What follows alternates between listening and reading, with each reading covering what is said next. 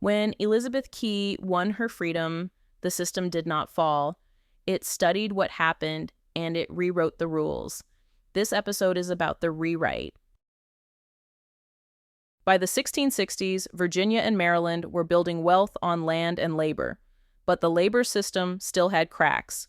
Some Africans were free, some had completed terms, some were baptized, some had children with English fathers, and those children created questions colonial lawmakers did not want to answer in court.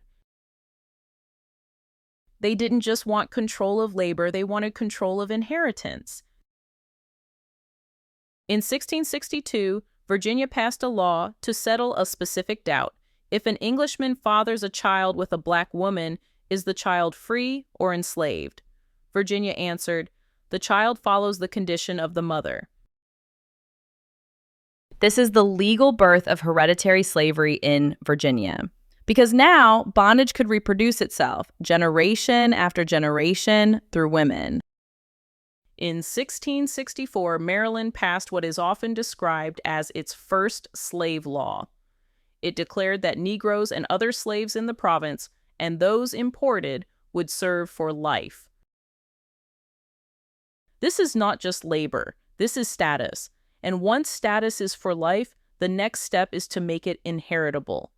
One of the cracks in the system was religion. Some people believed baptism could change legal status, so colonies moved to close that crack. By 1705, Virginia's Consolidated Slave Code states clearly, baptism does not exempt enslaved people from bondage, and repeats that children follow the condition of the mother. After 1662, more laws layered in, each one narrowing movement, rights, and legal standing. By 1691, Virginia passed laws aimed at controlling outlying enslaved people, those living beyond direct supervision, because lawmakers feared mobility and informal communities. By 1705, Virginia consolidated and expanded slave control into the Virginia Slave Code, a fully engineered legal system. These included restrictions on movement, weapon prohibitions, and the restatement that baptism did not free enslaved people. This system also punished resistance harshly, aiming to extract labor and maintain control. Now let's put this beside what was happening to indigenous nations. In 1646, the Articles of Peace placed tribes under colonial authority through tributary status and established boundaries. This limited land conflict, but practically set the stage for restriction and encroachment.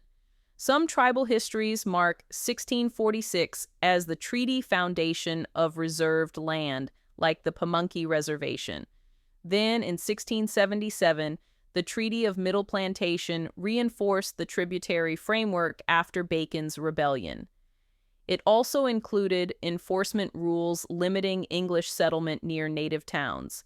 So while Africans were being bound through hereditary slavery, indigenous nations were being bound through treaty constraints and land pressure.